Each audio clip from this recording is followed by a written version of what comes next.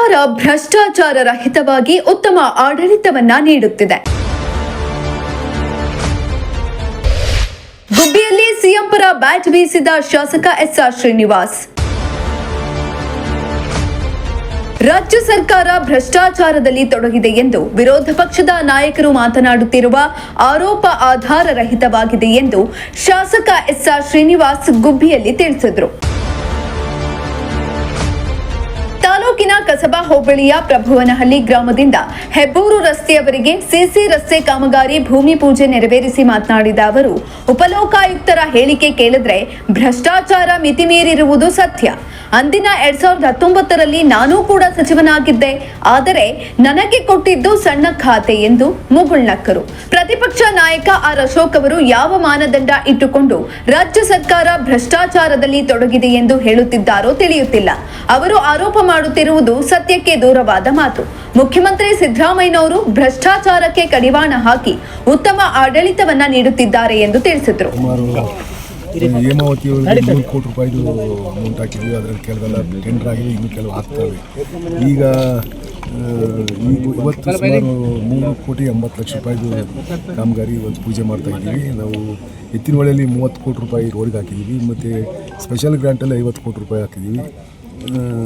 ಒಟ್ಟು ಒಂದು 200 ಕೋಟಿ ರೂಪಾಯಿ ಮೇಲೆ ರೋಡ್ಗೆ ಹಾಕಿದ್ದೀನಿ.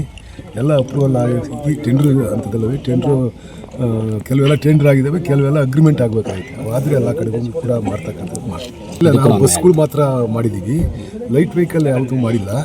ಬಸ್ಗಳು ಈ ಕಡೆಯಿಂದ ಹೋದವು ನಮ್ಮಲ್ಲಿ ಚೋಳೂರು ರೋಡಿಗೆ ನಿಲ್ಲಿಸ್ತವೆ. ಚೋಳೂರು ರೋಡಿಂದ ಗುಬ್ಬಿಗೆ ಮಿನಿಗೆ ಬಸ್ಗಳು ಬಿಟ್ಟಿದ್ದೀವಿ.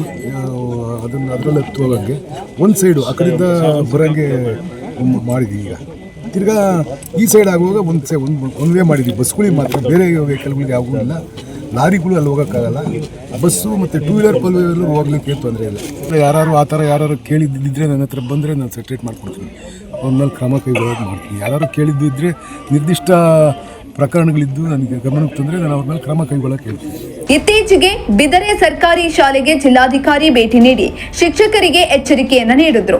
ಸರ್ಕಾರಿ ಶಾಲೆಗಳಲ್ಲಿ ಮಕ್ಕಳ ಕಲಿಕಾ ಗುಣಮಟ್ಟ ಕುಸಿಯುತ್ತಿರುವುದು, ಶಿಕ್ಷಕರಲ್ಲಿ ನೈತಿಕ ಮೌಲ್ಯ ಕಡಿಮೆಯಾಗುತ್ತಿದೆ ಎಂದು ಆತಂಕವನ್ನ ವ್ಯಕ್ತಪಡಿಸಿದ ಅವರು, ಮಕ್ಕಳ ಕಲಿಕಾ ಗುಣಮಟ್ಟವನ್ನ ಸುಧಾರಿಸಲು ಸರ್ಕಾರ ಅನೇಕ ಯೋಜನೆಗಳನ್ನ ಜಾರಿಗೆ ತಂದಿದೆ. ಇದರ ಜೊತೆಗೆ ಪೋಷಕರು ಜವಾಬ್ದಾರಿಯೂ ಕೂಡ ಹೆಚ್ಚಾಗಿದೆ ಎಂದು ತಿಳಿಸಿದ್ರು. ಗೊತ್ತಿಲ್ಲ ಸರ್, ನಾನು ಕೊಟ್ಟಿದ್ದ ಖಾತೆ ಯಾವ sir? Small scale industry sir. ಆದರೆ ನೀವು ಅದಕ್ಕೆ ಬಜೆಟ್ನ ದುಡ್ಡೇ ಇಕ್ಕಲ್ಲ. ಸ್ಮಾಲ್ ಸ್ಕೇಲ್ ಇಂಡಸ್ಟ್ರಿ ಅದು ಪ್ರೈವೇಟಲ್ಲಿ ಡೆವಲಪ್ ಮಾಡಬೇಕು. ನಮ್ಮದು ಕಂಪ್ನಿ ಇದ್ದಂಗೆ ಅದು ಹಾಗೆ ಡೆವಲಪ್ ಮಾಡಬೇಕು. ಯಾವುದಾನ ಇಂಡಸ್ಟ್ರಿ ಡೆವಲಪ್ ಮಾಡಿ ನಾವು ಕೊಡೋದು ಅಷ್ಟೇ. ರೈತರ ಜಮೀನು ಪರ್ಚೇಸ್ ಮಾಡೋದು, ಇಂಡಸ್ಟ್ರಿ ಡೆವಲಪ್ ಮಾಡಿಕೊಡೋದು ಅಷ್ಟೇ ಆ ಇಲಾಖೆಯಲ್ಲಿ ಇರ್ತಕ್ಕಂಥದ್ದು. ಅದೇನಂತ ಇಲಾಖೆ ಎಲ್ಲ ನನಗೆ ಅದು ಭ್ರಷ್ಟಾಚಾರ ಅಂದ್ರೆ ಏನೂ ಗೊತ್ತಿಲ್ಲ. ಅಲ್ಲ, ನಿಮಗೆ ಗೊತ್ತಿಲ್ಲ. ಅದೇ ಆಗಿರೋದು 19ರಲ್ಲಿ ಆಗಿದ್ದು ಯಾರ ಸರ್ಕಾರದಲ್ಲಿ, ಯಾರ ಅವಧಿಯಲ್ಲಿ, ಯಾವಾಗ ಯಾರು ಬಾಯಿ ಚಟಕ್ಕೆ ಏನೇನು ಹೇಳೋರಿಗೆಲ್ಲ ನಾನು ಹೆಂಗೆ ಉತ್ತರ ಹೇಳಿ? ಇವ್ರು ಯಾವ ಮಾನದಂಡ ಇಟ್ಕೊಂಡು ಅಶೋಕ್ ಅವ್ರು ಹೇಳ್ತಾವ್ರೆ, ಇಷ್ಟು ಪರ್ಸೆಂಟು ಅಷ್ಟು ಪರ್ಸೆಂಟು ಅಂತಾರಲ್ಲ, ಯಾವುದು ಮಾನದಂಡ ಇಟ್ಕೊಂಡವ್ರೆ ಹೇಳ್ಕೊಂತಾರೆ ಅಷ್ಟೇ. ಅದ್ರ ಬಗ್ಗೆ ಯಾಕೆ ಚರ್ಚೆ ಮಾಡ್ತೀರಾ ಬಿಡ್ತಾರ? ಈಗ ZPTP ಆಗಿ ಸುಮಾರು ವರ್ಷಗಳು 5 ವರ್ಷ ಆಗೋಯ್ತು, 4 ವರ್ಷ ಆಗೋಯ್ತು. ಕೋರ್ಟಲ್ಲಿ ಆಗೋಯ್ತು, ಕೋರ್ಟಲ್ಲಿದೆ ನೋಡ್ಬೇಕು. ಅದಕ್ಕೂ ಮೊದಲು ಈಗ ಗ್ರಾಮ ಪಂಚಾಯತಿ ಚುನಾವಣೆ ಏಪ್ರಿಲ್ 5ಕ್ಕೆ ಹೇಳಿದ್ದಾರೆ, ಘೋಷಣೆ ಆಗೈತೆ ಅಂತ ಹೇಳ್ತಾರೆ. ಮಾಡ್ತೀವಿ ಅಂತ ಹೇಳಿದ್ದಾರೆ ಗ್ರಾಮ ಪಂಚಾಯತಿ. ಇತ್ತೀಚೆಗೆ DC ಅವರು ಗುಬ್ಬಿಗೆ ವಿಸಿಟ್ ಮಾಡ್ತಾರೆ. ಆ ಸಂದರ್ಭದಲ್ಲಿ ಸರ್ಕಾರಿ ಶಾಲೆಗಳಿಗೆ ವಿಸಿಟ್ ಮಾಡಿದಂಥ ಸಂದರ್ಭ ಸರ್ಕಾರಿ ಶಾಲೆಗಳಲ್ಲಿ ಮಕ್ಕಳು ಸರಿಯಾಗಿ ಓದೋಕ್ಕೆ ಬರಲ್ಲ ಅನ್ನೋದನ್ನು ಮನಗಂಡು ಅವರು ಅಲ್ಲಿನ ಅಧಿಕಾರಿಗಳಿಗೆ ಎಚ್ಚರಿಕೆ ಕೊಡುವಂಥದ್ದಾಗ್ತದೆ. ಎಲ್ಲೊಂದು ಕಡೆ ಸರ್ಕಾರಿ ಶಾಲೆಗಳ ಅವನತಿಗೆ ಶಿಕ್ಷಕರು ಸರಿಯಾಗಿ ನಡ್ಕತಿಲ್ವ ಅನ್ನೋದು ಪ್ರಶ್ನೆ ಆಗಿದೆ ಸರ್. ಸರಿ, ಇಲ್ಲ ಆ ಥರ ಏನಿಲ್ಲ. ನಾನು ಕೂಡ ಎಲ್ಲ ಶಿಕ್ಷಕರು, ನಮ್ಮ ಮುಖ್ಯ ಶಿಕ್ಷಕರನ್ನ ಕರೆದು ಒಂದು ಮೀಟಿಂಗ್ ಕೂಡ ಮಾಡಿದ್ದೀನಿ. ಅವರಿಗೆ ಶಿಕ್ಷಕರು ನೈತಿಕ ಮಟ್ಟ ಕುಸ್ತೈತಿ ಅಂತ ಕಾಣಿಸುತ್ತೆ. ಅವರಿಗೆ ಪ್ರಾಮಾಣಿಕತೆಯಿಂದ ವಹಿಸಿರ್ತಕ್ಕಂಥ ಕೆಲಸ ಮಾಡಬೇಕು. ಹಳೆ ಶಿಕ್ಷಕರಿಗೆ TCH ಮಾಡಿದ್ರೆ ಕೆಲಸ ಕೊಡೋರು, ಈಗ ಆ ಥರ ಇಲ್ಲ. ಹೊಸ ಸಿಸ್ಟಮ್ ಮಾಡಿರೋದ್ರಿಂದ ಮುಂದೆ ಬರ್ತಕ್ಕಂಥ ಟೀಚರ್ಸ್ ಎಲ್ಲ ಪ್ರತಿಭಾವಂತರು ಬರ್ತಾರೆ ಅಂತ ನಾನು ಭಾವಿಸಿದ್ದೀನಿ. ಆ ಥರ ಆದರೆ ಪರವಾಗಿಲ್ಲ, ಒಳ್ಳೆ ಶಿಕ್ಷಣ ಕೊಡ್ತಾರೆ. ಸರ್ಕಾರಿ ಶಾಲೆಯಲ್ಲೂ ಕೂಡ ಆ ಥರ ಇರಲ್ಲ. ನಮ್ಮ ಸರ್ಕಾರಿ ಶಾಲೆಗೆ ಸೇರೋರು ಯಾರು ಬುದ್ಧಿವಂತರು, ದುಡ್ಡಿರೋರು ಎಲ್ಲ ಪ್ರೈವೇಟಿಗೆ ಸೇರಿಸ್ತಾರೆ. ಯಾರೋ ಬಡವ್ರ ಮಕ್ಕಳು ಇವತ್ತು ಸರ್ಕಾರಿ ಶಾಲೆಗೆ ಸೇರಿಸ್ತಕ್ಕಂಥದ್ದು. ಅಲ್ಲಿ ಕಲಿಕಾ ಮಟ್ಟ ಸುಧಾರಣೆ ಮಾಡೋಕ್ಕೆ ಸರ್ಕಾರ ಅನೇಕ ಕ್ರಮಗಳನ್ನ ಕೈಗೊಳ್ತಾ ಇದೆ. ಆದರೂ ಕೂಡ ಎಷ್ಟೇ ಪ್ರಯತ್ನ ಪಟ್ಟರೂ ಕೂಡ ಮನೆಯಲ್ಲಿ ಮಕ್ಕಳಿಗೆ ತಂದೆ ತಾಯಿಗಳು ಹೇಳಿಕೊಡ್ಬೇಕು. ಗುರುಗಳು ಮಕ್ಕಳು ಶಿಕ್ಷಕರು ಕೂಡ ಹೇಳ್ಕೊಡ್ಬೇಕಾಗುತ್ತೆ. ಆ ಥರ ಆದಾಗ ಒಂದು ಸ್ವಲ್ಪ ಡೆವಲಪ್ ಆಗುತ್ತೆ. ನಾನು ಭ್ರಷ್ಟಾಚಾರದ ಬಗ್ಗೆ ಏನು ಹೇಳೋಕ್ಕೆ ಹೋಗಲ್ಲ. ಕರ್ನಾಟಕ ರಾಜ್ಯ 5ನೇ ಸ್ಥಾನದಲ್ಲಿ ಭ್ರಷ್ಟಾಚಾರ. ಯಾರಿಗೆ ಗೊತ್ತು ಸರ್, ಯಾರು ಅದಕ್ಕೆ ರೇಟಿಂಗ್ ಕೊಡೋರು? 5ನೇ ಸ್ಥಾನದಾಗ ಐತಿ, 3ನೇ ಸ್ಥಾನದಾಗ ಐತಿ ಅಂತ ಹೇಳ್ಬಿಟ್ಟು ಯಾರು ರೇಟಿಂಗ್ ಕೊಡೋರು?